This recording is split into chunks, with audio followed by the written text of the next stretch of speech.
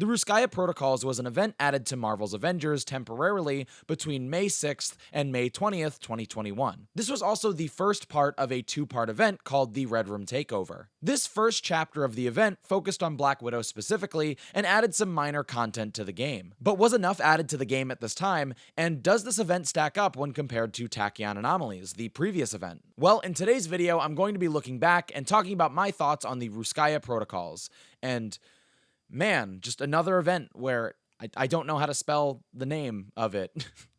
Maybe today I'll learn how to spell it. Stars and Stripes! Hello and welcome to another Carrot Scraps video, and by another I mean the 71st. Now before we get into the meat of the review, I wanted to give my pretty general and regular disclaimer that I'm going to be talking about the initial release of the Rooskaya Protocols. Many new versions of the game have been released since this event went offline, and there have been multiple story changes to the game as well. But I'm not really going to be focused on the future of the game, I'm just going to be looking back at when Rooskaya Protocols was active. I might occasionally talk about the modern state of the game or future events, but just keep in mind that my priority is on the past, and that there have been a lot of changes made to the game since the end of this event. Anyway, with that out of the way, let's transition into a very similar disclaimer.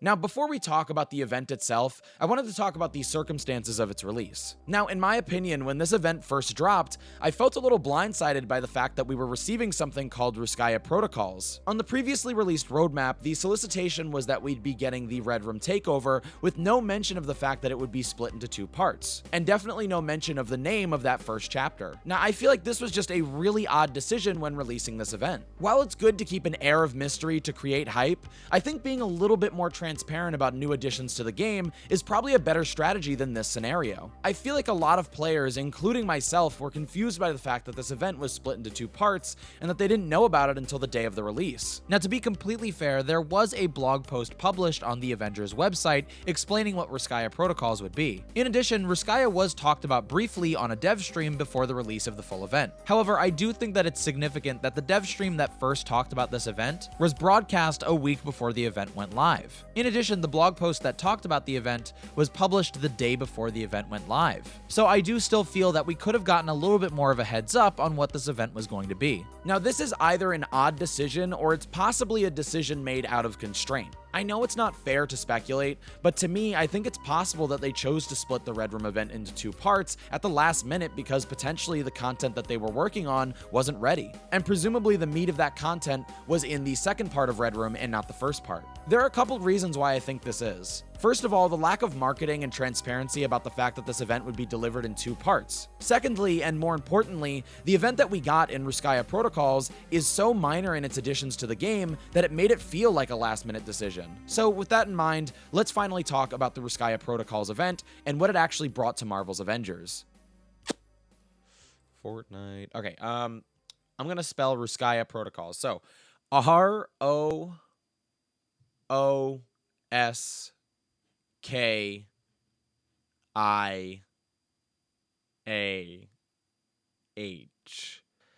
Oh no, that's not even close. And I spelt the I gotta learn how to spell, like, honestly.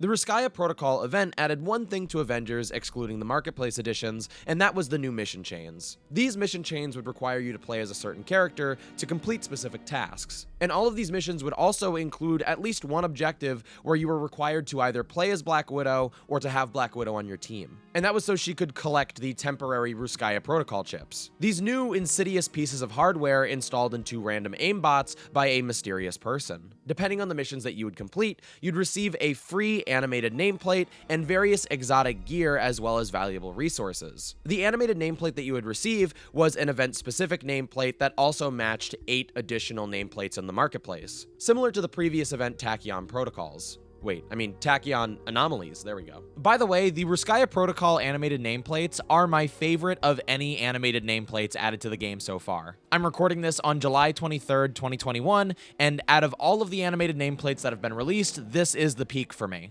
They include really awesome comic book art and covers, mixed with just a little bit of animation to make it pop. These were an insta-buy for me, and I absolutely love them, and I'd love to see more like these in the future of the game. Anyway, moving away from that and getting back on track, I don't know about you, but the description of the event sounds a little bare bones to me. And honestly, that's how the event felt. I was really excited to play this new content, especially as Black Widow because she's my favorite character. But the reveal of what this content actually was honestly my first big disappointment in Marvel's Avengers so far. Now, to be completely clear, it is nice to have new objectives, and as I've mentioned, I like these event missions that reward exotics. I prefer them over the regular methods in the game. But even with that positive, it just didn't feel like there was much added to the game for the event. In fact, one of the details about this event feels more like a restriction than a fun event detail, making it so that players can only complete certain missions by either playing as Black Widow or with Black Widow on their team doesn't feel like a fun event. It just feels like it's limiting how certain players engage with the game. Now, was it really that much of a hassle to have a Black Widow on your team?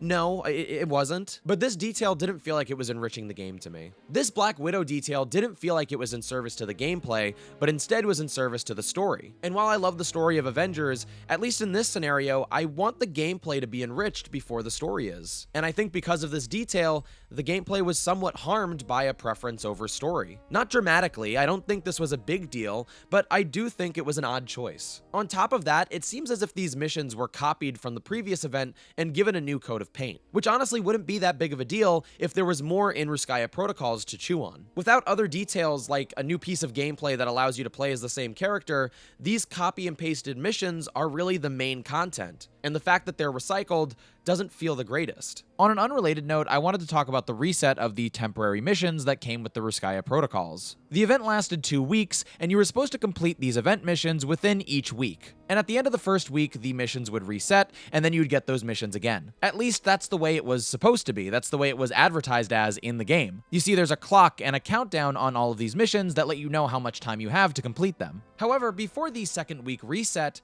the missions refreshed early. A couple of days before the marketplace refresh, there was a patch or a hotfix released for the game, and apparently doing that reset all of the missions. So for a player like myself, who was kind of waiting to the last minute to complete those missions, I was a little bit frustrated when I went to go play them and they were all reset already, even though the game told me that I still had a couple of days. This isn't something that's happened in the game since, but I wanted to take the time and talk about it really quickly. Obviously, I know this wasn't intentional, but please, if you can, try to make sure that this doesn't happen in the future. Because for huge fans of the game like myself, it really kills my passion when all of my progress is lost and I wasn't really let know that it was going to happen. Now, of course, I got over it. You know, it wasn't that big of a deal. And for certain players, they got more rewards if they had completed their missions already. But for somebody who was already disappointed by the Rooskaya Protocols, having this happen definitely rubbed salt in the wounds. Anyway, going back to the actual content of the Rooskaya Protocols, like I said, this is one of the biggest disappointments in the game so far for me. Like, I remember how excited I was for Rooskaya, and then when it was revealed what it was,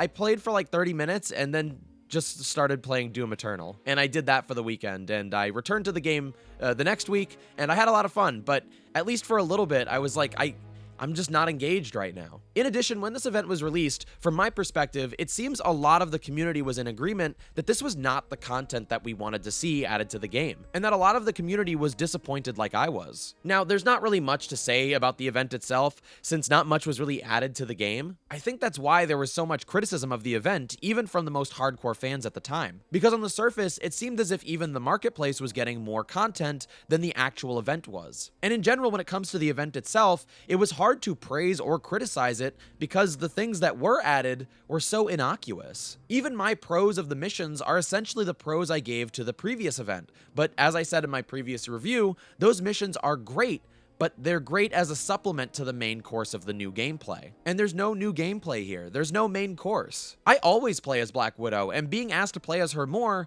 didn't really affect my game in any positive way. And I guess it didn't really affect my game in any negative way either. But let's talk a little bit more about the critical reception of this event and some of the ideas that were being passed around the Avengers community. But first, R-O-O, I almost said 00, R-O-O-S-C-K-A-Y-A.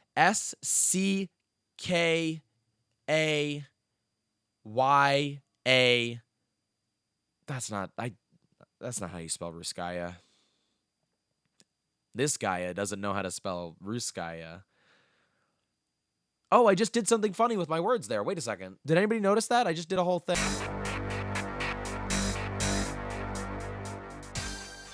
Like I mentioned earlier, because of the bare bones nature of this event content, it led to a lot of players to discuss other parts of the game. And during the Rooskaya Protocols, the marketplace received multiple event-themed skins and nameplates for purchase with real money, the sale of which raised the eyebrows of a lot of players. As a result, the discussion about earnable cosmetics was pushed to the forefront of conversation at the time, and so I'll be briefly talking about that right now. Essentially, players were arguing that the skins available in the marketplace should have been earnable rewards for completing the missions during the event. I don't think it's hard to understand why that line of reasoning makes a lot of sense. These are event-themed skins in the shop temporarily, and they're meant to celebrate this event. And there's not a lot to do or earn in this event, so you kind of connect the two together. Now, of course, while I think it would be really awesome to earn these cosmetics during the event, I don't think that's the main problem with the Rooskaya Protocols. I don't think adding a bigger reward for these missions was the biggest problem. It was just an easy solution since it seemed more time went into designing these event skins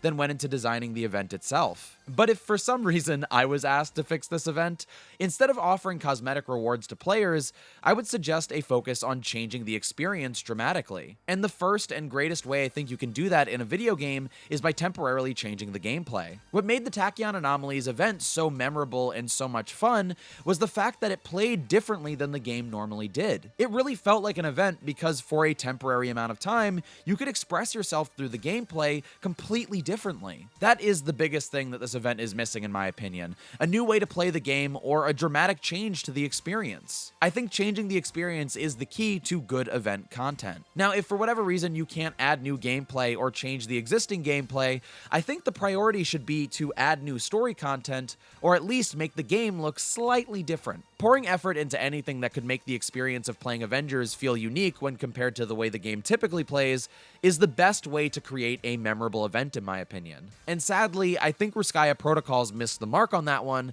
and that's why Rooskaya wasn't remembered as a great event. And now I have to try and spell Rooskaya Protocols again.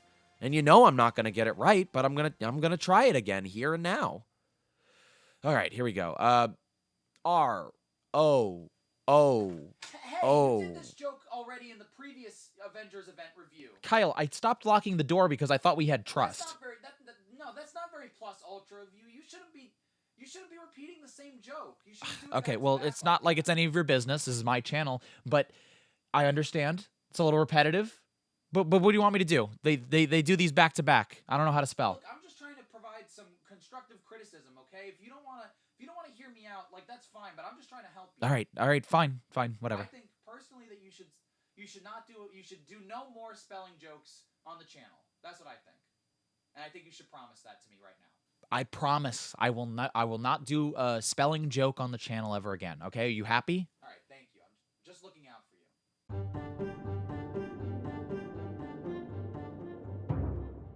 I think it's really interesting that before this event released, we were just getting Red Room, and then after the event released, it was called Part 1 of the 2-part Red Room, and then later it was called a prelude to the Red Room and considered something like a mini-event.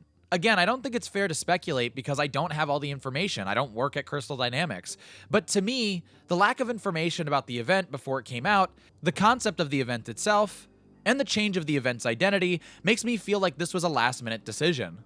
But even with that speculation and all my criticisms, I think there's a place in the game for smaller content drops like this one.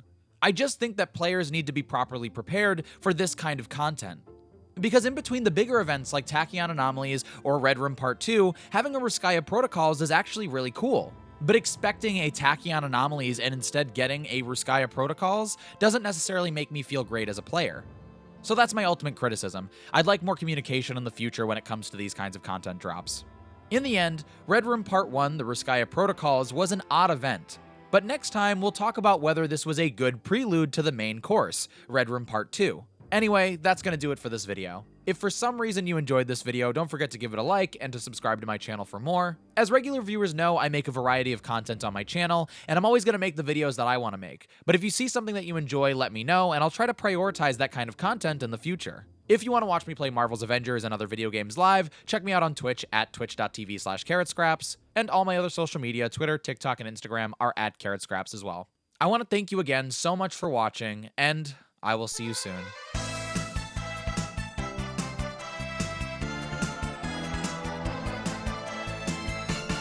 These mission chains would require you... It says YouTube in my strip. I mean, in my script. It doesn't require YouTube. Imagine if the game required YouTube to play. Fortnite.